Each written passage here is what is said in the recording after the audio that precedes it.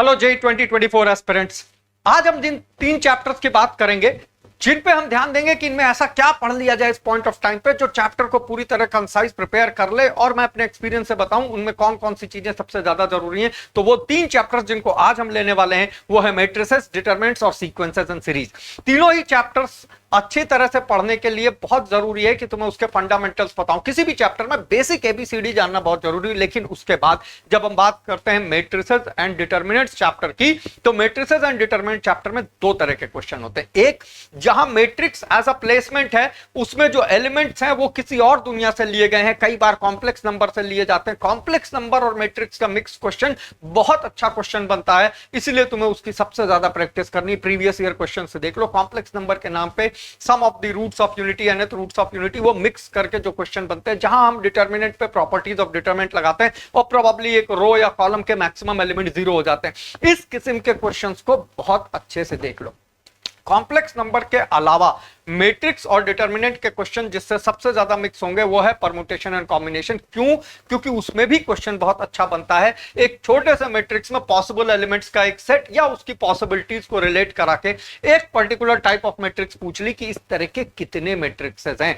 ये वो क्वेश्चन है बच्चों जो अगर तुमने पहले से प्रैक्टिस नहीं कर रखी है तो ऑफ हैंड वहां पे पैनिक करने के चांसेस ज्यादा हैं। इसलिए इसको तसल्ली से अभी देख लो, प्रीवियस ईयर क्वेश्चन देख डालो, तुम्हें समझ आ जाएगा कि किस तरह से इन क्वेश्चंस को अटेम्प्ट करना है। मैट्रिसेस एंड डिटरमिनेंट्स वैसे चैप्टर बहुत बड़ा है, पूरा नॉमेनक्लेचर, कौन सी मैट्रिक्स आइडमपोटेंट होती, कौन सी नील पोटेंट होती, कौन सी इनवॉल्यूटरी होती, इसको ध्यान रखना। हालांकि बहुत ज्यादा स्कोप नहीं है, लेकिन जस्ट इन एक क्वेश्चन आया जिसमें तुम्हें सब पता है लेकिन यही नहीं पता इनवॉल्यूटरी क्या है। सिर्फ एक इंफॉर्मेशन है, पीस ऑफ छोटी सी इंफॉर्मेशन जो तुम्हें पता होनी चाहिए। इसके बाद मैट्रिसेस में जैसे हमेशा कहते हैं सबसे ज्यादा जरूरी है एडजॉइंट और इनवर्स की प्रॉपर्टीज।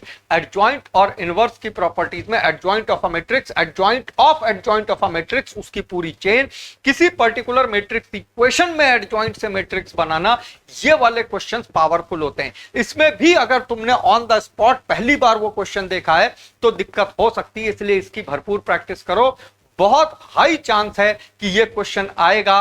क्यों? क्योंकि इस क्वेश्चन को बनाते समय लोगों को समझ आ जाता है कि इसका कंटेंट भारी है, इसमें थोड़ा इंटेलिजेंट पुट आता है। I am repeating, properties of adjoint, properties of inverse, product of matrices में किस तरह से प्रॉपर्टीज ऑफ एडजॉइंट और इनवर्स जाती हैं। 3 मैट्रिक्स के प्रोडक्ट में ये जेई मेन की अपर लिमिट होगी मैट्रिसेस एंड डिटरमिनेंट्स में। Besides this, matrices and determinants में अगर कुछ और आता है या तुम्हें देखना है, बहुत ध्यान से समझना है, तो वो है सिस्टम ऑफ लीनियर इक्वेशन। उसमें चाहे वो क्रैमर्स रूल से हो, चाहे मैट्रिक्स मेथड से, चाहे उसमें वो एक एलिमेंट लैम्डा हो या 2 एलिमेंट लैम्डा म्यू इंट्रोड्यूस कर दिए जाए, उसका जानना, उसका पता होना बहुत जरूरी है। इसके साथ साथ बच्चों ये भी जानना जरूरी है कि नाम क्या है, सिस्टम ऑफ इनकंसिस्टेंट सिस्टम कौन सा है, कंसिस्टेंट कौन सा, सब कुछ पता है। नाम में मिसफायर हो गया, आधा रह गया तो क्वेश्चन गलत होगा। इसको इस वक्त अच्छे से थॉरोली प्रैक्टिस कर लो। मैट्रिसेस एंड डिटरमिनेंट्स चैप्टर का क्रक्स एडजॉइंट और इनवर्स की प्रॉपर्टीज और उसके बेसिक प्रॉपर्टीज के आसपास है, क्योंकि ज्यादा बड़ी चीजें एलिमेंटरीली सबको पता होती हैं, तो ये पर्टिकुलर वर्किंग करके रखो। इसके बाद जो तीसरा चैप्टर आता है सीक्वेंसेस एंड सीरीज, यहां फिर 2 तरह के क्वेश्चन होते हैं। हालांकि एक सीक्वेंस सीरीज नहीं कहलाता है, जिसमें क्वेश्चन किसी और दुनिया का है लेकिन फाइनल रिजल्ट आता है whether this particular terms are in AP, GP, HP। वो तुम जानते हो कि basic of AP, GP, HP sequences तुम्हें सब पता है। जहां sequences and series powerful question बनते हैं, जो जेई मेन 2024 के लिए बहुत बहुत बहुत इंपॉर्टेंट है। माइंड माय वर्ड, ये बहुत ज्यादा सीरियस है। Summation of various series, sigma r square sigma r cube से ऊपर उठ के, जहां जनरल टर्म थोड़ा सा ट्रिकी है, हिडन है, जहां तुम्हें उसको इसमें ब्रेक करना पड़ता है अपने नोन टर्म्स में।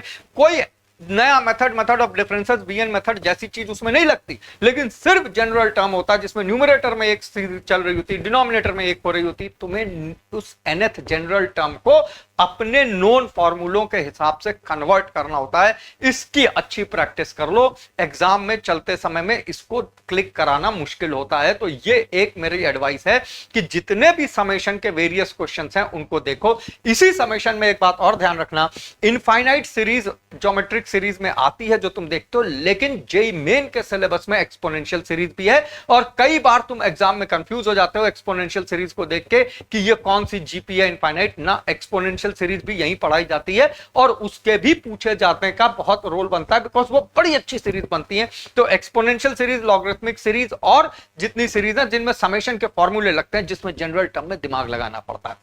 इसके बाद सीक्वेंस एंड सीरीज चैप्टर में अगला इंपॉर्टेंट टॉपिक बनता है वीएन मेथड या टेलीस्कोपिक सम, जहां sum of two difference of two particular terms दिखाई जाती है।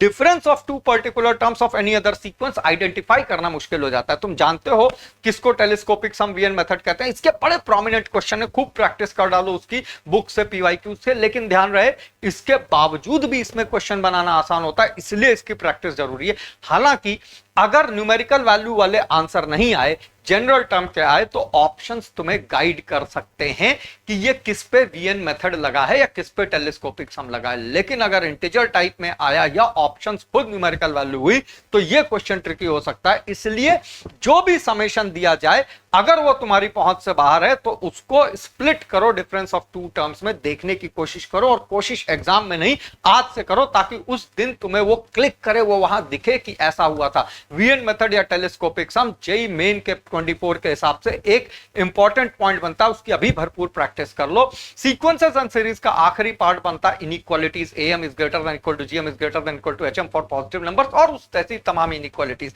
जेईई मेन में इसके एलिमेंट्री क्वेश्चंस को ही पूछा जाना समझ में आता है।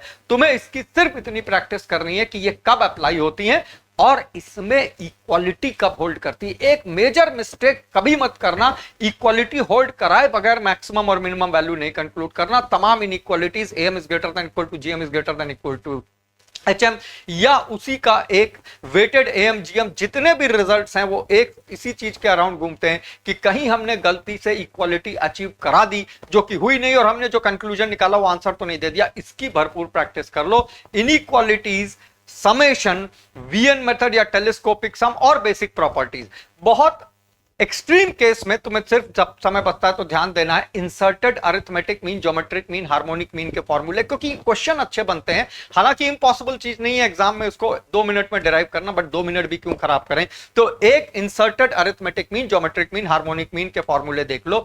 जेईई मेन 2024 के हिसाब से ये बहुत क्रिटिकल इंपॉर्टेंट पॉइंट्स हैं, इनपुट्स हैं जो मैंने तुम्हें दिए। इन पे पूरा काम करो, फोकस करो, पीवाईक्यूज करो, जितने क्वेश्चन है खुद सॉल्व करो। You will find on that day कि इन 3 चैप्टर्स में तुम्हें कहीं कोई कंफ्यूजन नहीं होगा, कहीं तुम्हें शॉक नहीं लगेगा, कहीं अनसीन सा नहीं दिखेगा।